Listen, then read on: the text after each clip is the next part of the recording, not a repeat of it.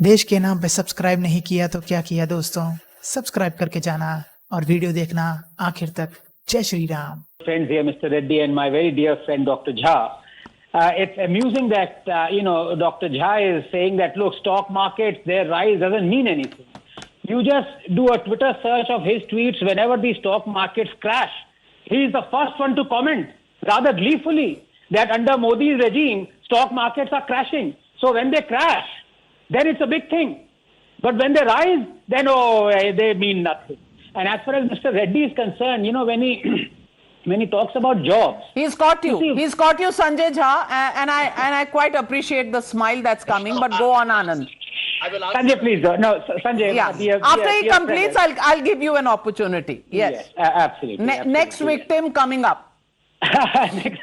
No, it's nothing to do with that. Everyone's a dear friend. But I must say, you see, to have a reasonable discussion, Navika, on job creation, you need to give a few statistics and data points. That is elementary.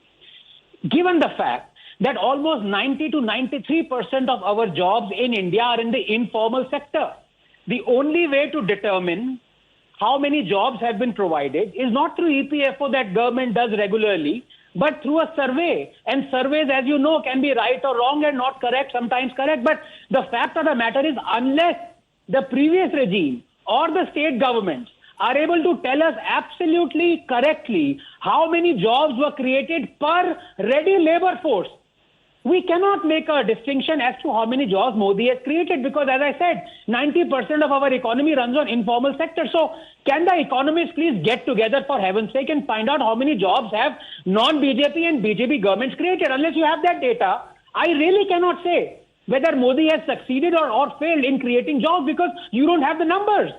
Now let me come to this adventure tourism part, and honestly, Navika, it is an absolutely apt phrase that describes Rahul Gandhi's antics these past few years. Mr. Reddy says, what has the government or what has Modi done in the last 9 years? Well, Mr. Reddy, for a beginning, Modi beat anti-incumbency and came back even stronger with more MPs. So that is what people have seen and voted for him. Had he not done anything, he would have been thrown out. He wasn't. He was voted with even greater power. Now, while Rahul carries an empty suitcase on his head that has 4 wheels, as you correctly pointed out, Modi has given the poor 120 million toilets. While Rahul drives a truck and be a helper for a truck driver, Modi has supplied 180 million gas cylinders.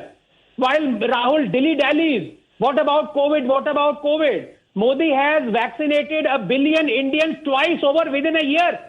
While Rahul says poverty is a state of mind, around 100 million to 110 million Indians are right now living in houses built by Modi in the last 9 years. And you say Modi has done nothing? Now